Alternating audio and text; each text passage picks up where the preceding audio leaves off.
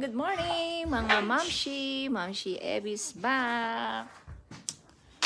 Kalambatan po ngayon ni Kitikit. So, maging busy po yung Mamshi Ebi. So, ay ni bakit ko kaya kayo mag-Philippine haul tayo.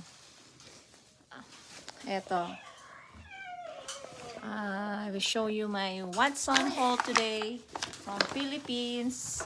At saka pasalubong from Philippines. You have to play downstairs, Buster.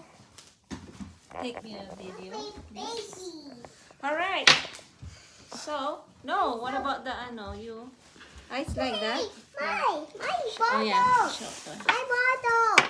Give it her bottle there. Okay, guys. So, what's on hold today? Mga pesalita ng Pilipinas.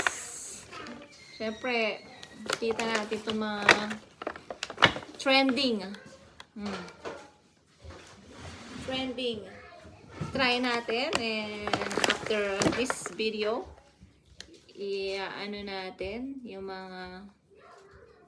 So, I try this one. Tingnan natin kung totoo ng effective.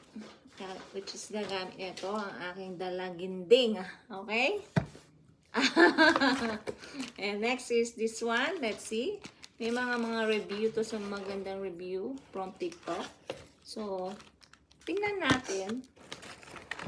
Tapos, ito. Of course, mga mamshi. Ito para sa akin sa buhok. Yung Silk Secret Keratin. Lahat yan is mga magandang review sa TikTok. Pati ito, siyempre sa dalaga ko to. Ako kasi medyo fair na yung skin ko. Yung dalaga ko kasi medyo mga nagka-pimples. Dahil padalaginding. Kasi ito syempre yung mga sa buhok-buhok para sa akin yung mga mamshi. Yan, Keratin Straight. Nakita ko to magandang review din, which is ang si Kim Chu. Alright guys, plus this one, the Lux Organic, which is Lux Organic. Tingin ko maganda naman review ng Lux Organic product. So let's give it a try, right? And eto rin isa rin magandang review, yung Lip Care. Dahil nandito kami sa malamig na lugar, we need that one. Plus, lip tint. So, let's see. So, guys, ito yung mga pasalubong from Philippines.